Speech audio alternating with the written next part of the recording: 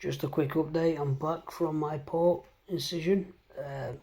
Lasted about an hour and 20, and because I have quite a muscular chest, no fault to myself, they had to really cut it quite deep, almost pulling and pulling to make a pocket for the port to sit in. They had to cut the neck for the wire.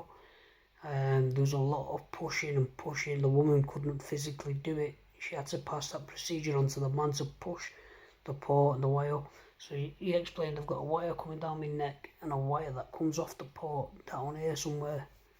There was a lot of risks involved. One was not having a charger behind your head. I don't think it's plugged in anyway. But one of them was it could puncture the lung and cause a collapse of lung. It could blow air into the heart, but if it does, there's ways around that. It could also cause death, and I said I'm not happy with that one. I wouldn't have known, I would have been dead anyway.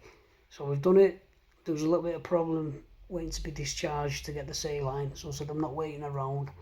I said it's not going to get flushed tonight, it's been flushed already. I said someone will pick the prescription up for me tomorrow.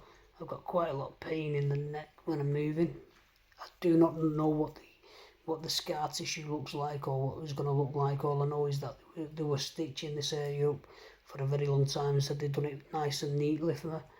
So once this bandage comes off in a week's time as a clean and then we have a clear film, we'll get to see it. They didn't want to operate on the right side because of my lovely tattoo there, so they did it on the left side and they didn't touch the writing, which is good. I have got pain in the neck. I don't know if I mentioned that pain here. But we needed quite a lot of anaesthetic in the chest area, about 6 to 7, because they have to make a pocket and they have to make a tunnel for the wire. So yeah, I think you get maybe 3 cuts all in all, one in the neck, one here, and one somewhere else maybe. A lot of scissors, a lot of forceps. One point I thought I was going to pass out. The most painful thing is the anaesthetic, because you need so many to numb a certain area. But at least it beats getting midlines. Look at all that scar tissue now through all the midlines I've had in my life. So no more midlines, long-term port, and easier access.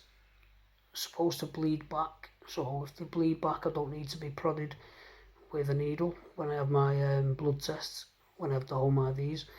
Now most hospitals won't access the port, which is a shame.